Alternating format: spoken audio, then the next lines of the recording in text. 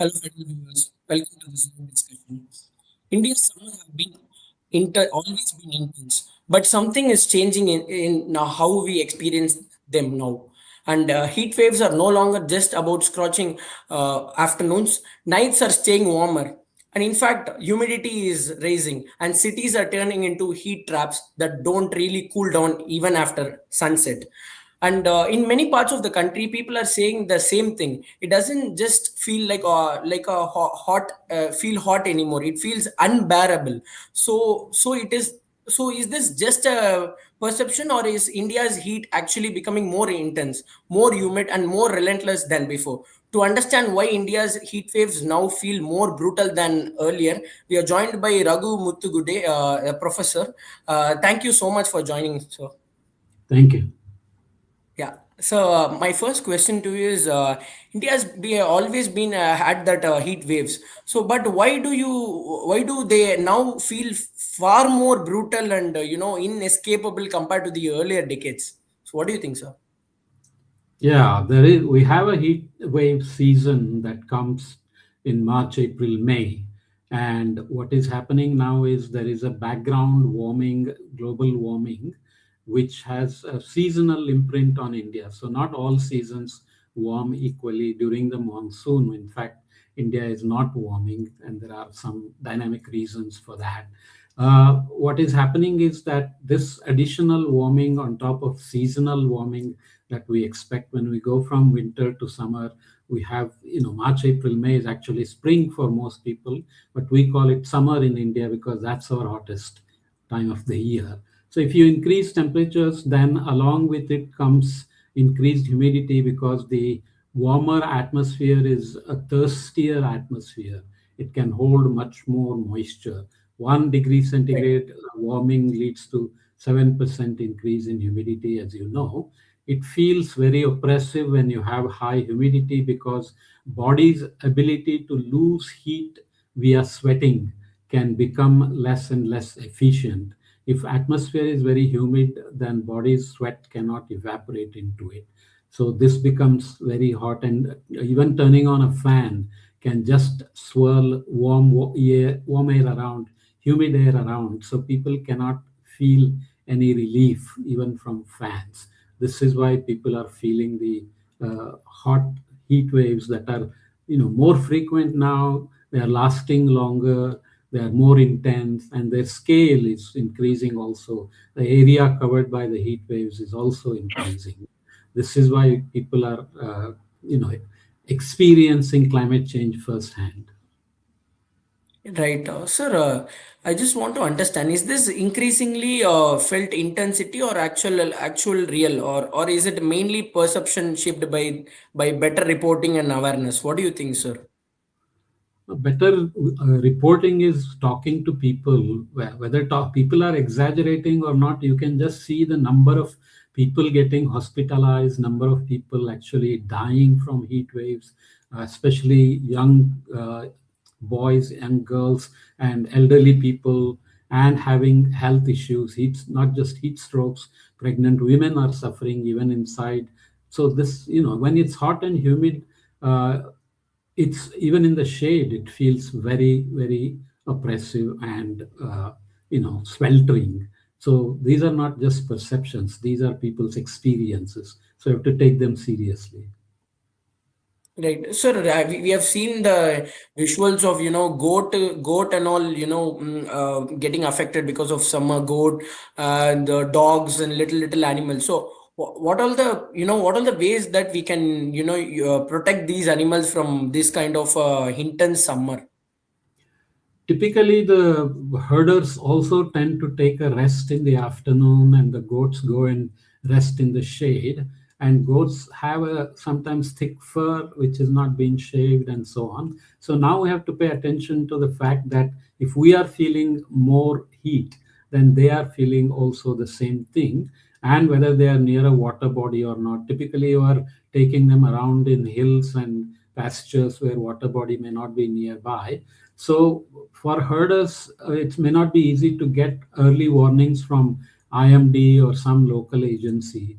So somehow we have to transmit that information to them, saying today will be much hotter than normal, so you be careful. Maybe they can graze earlier in the day than during the afternoon or late in the evening, depending on safety, because they may be worried about predators coming and attacking uh, sheep and goats and or themselves. So they have certain routines, but those routines will have to change now because of timing of the heat during the midday. Right. Sir, and also this time, as many people are like saying online and they are writing online, why are nighttime temperatures becoming such a critical part of this heat crisis, especially in cities?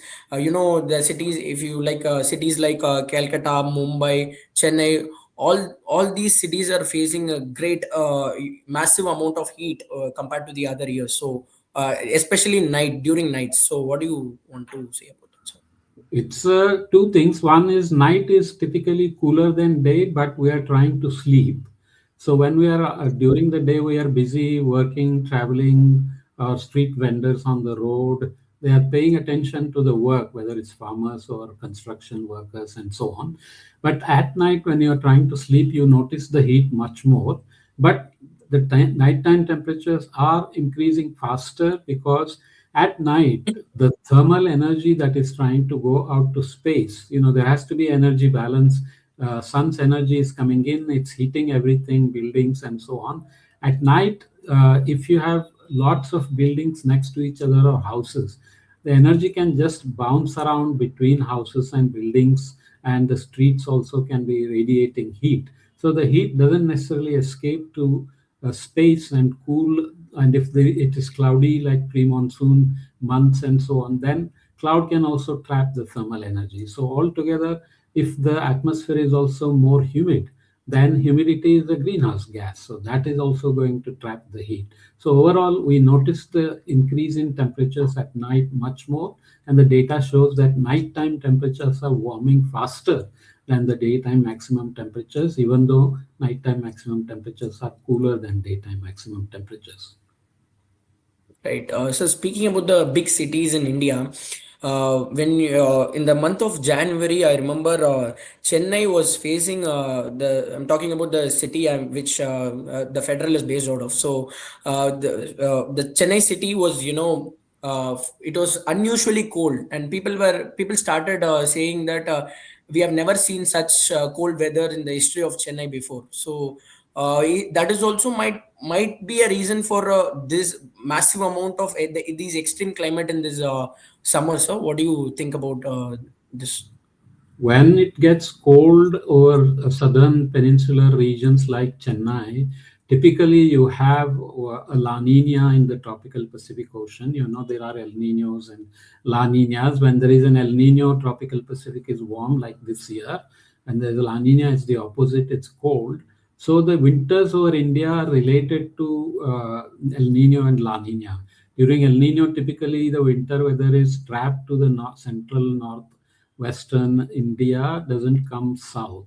But during La Nina, a pressure pattern gets set up in such a way that cold air from the north can come directly down all the way into Chennai, Uti, Mahabaleshwar. They even had frost days in Mahabaleshwar some time ago.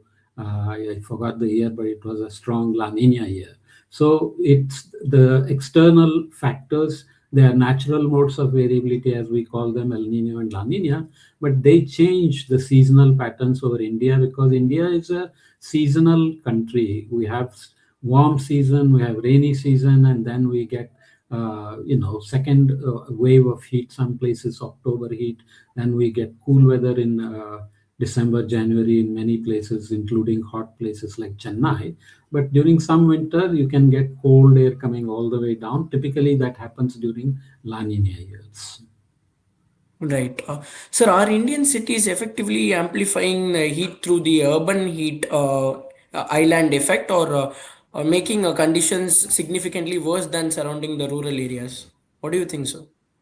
Yeah, urban heat island effect is very commonly discussed, and indeed it's a factor. But there is a nice study from IIT Bombay from few years ago that showed that, in fact, rural places in India are also having a warming effect, heat island effect, because many of the farmers are doing one crop, kharif, and then in Rabi season they are leaving it fallow.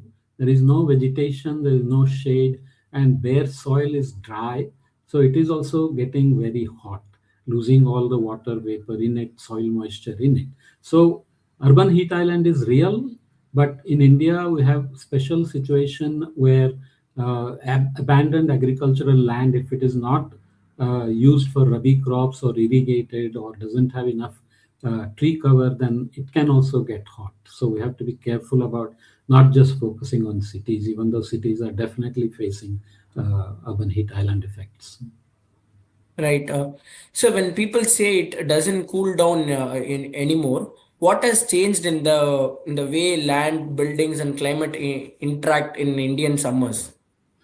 Well, urbanization is quite relentless over India, and population density in urban centers is very high.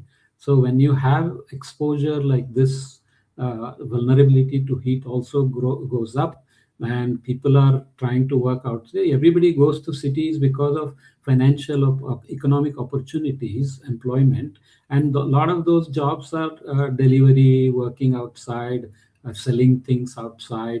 Then they have to travel in public transportation, which may not have air conditioning. They are living in so-called informal dwellings or slums where they don't have enough water to cool, or electricity sometimes, or fans, air conditioners, and so on. So it's a combination of uh, increasing temperatures and humidity with increasing urban populations and increasing paved areas. The more areas you pave, the less water there is to evaporate. Evaporative cooling of natural water bodies creates cooling. If we just pave everything and we don't have enough tree cover, green cover, and they don't have shelters, and they are traveling outside by bicycle, or delivery boys are always outside, and the Yeah. hotter it is, more food delivery orders come, and that is the way they can make money. So the owners of these restaurants and all are not going to say, oh, it's hot, don't go outside. They just want to send as many orders as possible. So it's a very deadly combination of things. Rich people can sit at home and order more and more when it's hot, but who's going to deliver it? So these are the issues. Right. Sir, speaking of the humidity, there are a lot of there are a lot of coastal cities in India like Vizag, Visakhapatnam, Chennai, and all these coastal cities are facing a lot of, it's always a humid place. So how much of this worsening discomfort is coming from humidity rather than just the rising temperature? Well, humidity can increase just if more humidity is coming in, but atmospheric ability to hold it depends on the temperature. So temperature is always critical. Without having proper you can saturate humidity, but you cannot. If it fully saturates, then you get cloud and rain. So if relative humidity is increasing, then probably temperature is increasing, and the circulation matters. So if you are on the east coast, then Bay of Bengal may bring more water vapor and humidity all the way into coastal states, into Chhattisgarh, Bihar, even all the way to Uttar Pradesh sometimes. On the west coast also, you obviously have very humid places all the way. And what is happening also is that because the Middle East is warming a lot, much faster, deserts tend to warm much faster when there is global warming. And Yeah. that sets up a pressure gradient between India and the Middle East. So the winds over the Arabian Sea are shifting northward. So Kerala is getting less rain during the monsoon. Northern Western Ghats, Gujarat, Rajasthan, Punjab, into Himachal, Kashmir, Uttarakhand, they're getting more rains. But during the pre-monsoon, that means they're also getting more heat and more humidity from the Arabian Sea. So sometimes you get unseasonal pre-monsoon rains, crop damages from heat waves, mortality from heat waves, and so on. So circulation is shifting, oceans are warming, and we are just sitting there and cooking, like we are getting cooked. So these are the issues. Right, sir. One last question. So, what do you would like to tell our viewers, like how we have to protect from these heat waves, and how in the future will this be worse, or it'll strike a balance and just be like normal thing? How it's going to be? As long as greenhouse gases keep increasing, obviously we will get all these effects. Even though locally we are not warming in some season like the monsoon, the other seasons are getting warmer. So in the duration and intensity, number of heat waves and the scale of them is going to continue to increase. There may be some shifts towards north, northwest, and so on. But obviously, government is developed good early warning systems, lots of investments into weather and climate predictions. So the National Disaster Management Agency is trying very hard to deal with the issues, working with state agencies. We need adaptation measures, forests, green covers, shelters, hydration centers, hospitals, and basically people have to pay attention because sometimes elderly people are put outside because of some religious ceremony or so, because people didn't pay attention to early warnings that government issues. Then you end up killing some elderly people, or children are playing outside without the parents knowing how hot it is outside, and elderly people like to walk outside, or they cannot close the windows because it's too hot.